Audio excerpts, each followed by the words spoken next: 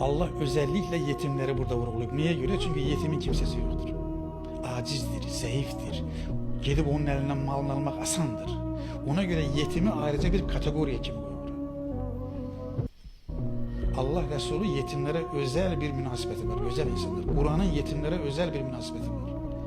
Çünkü onlar elə bil cəmiyyətin zayıf təbəqəsidir. Ona göre onun korunmaya daha çok ihtiyacı var. Ona göre Uca Allah buyurur ki yetimin malına toxunma. Yetimin malına toxunmursansa doğru yoldasın. Bakın ölçüde, çekide aldatmayın. Bakın terazide insanları aldatmayın. Teraziniz düz olsun. 5 gram, 10 gram, 100 gram artık eksik çekip neye kazanacaksın?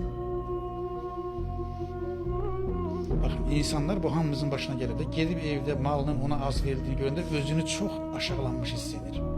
İncinmiş hissedir. Çünkü sen onu insan yerine koymamışsan, onu aldatmışsan. Bak bu neye yol açır? Düşmancılığa yol açır.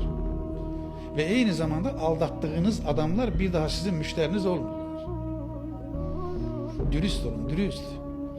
Sonra bak ne deyip danışarken hakkında danıştığınız yakınınız da olsa adaletli olun. Bakın ne kadar güzel ölçüler koyuyor.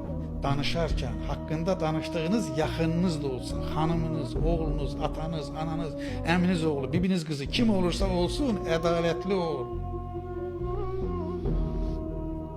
Bu benim qohumumdur, sen bu tarafa geç deme yani. Bakın sonra ne söylüyor? Allah'a verdiğiniz söze sadık olun. Bak güzel insanlar, Müslüman olmak Allah'a söz vermektir. Bu kelime-i şehadet söylüyor. Kelime-i şehadet söylemenin mesajı nedir aslında? Mesajı budur ki Allah'ım ben sana söz veririm ki senin buyurduğun kimi yaşayacağım. Bakın Allah'a verdiğiniz söze sadık olun. Allah'a söz verirsiniz. Bir senet imzalıyorsunuz. Deyirsiniz ki sizin buyurduğunuz kimi yaşayacağım.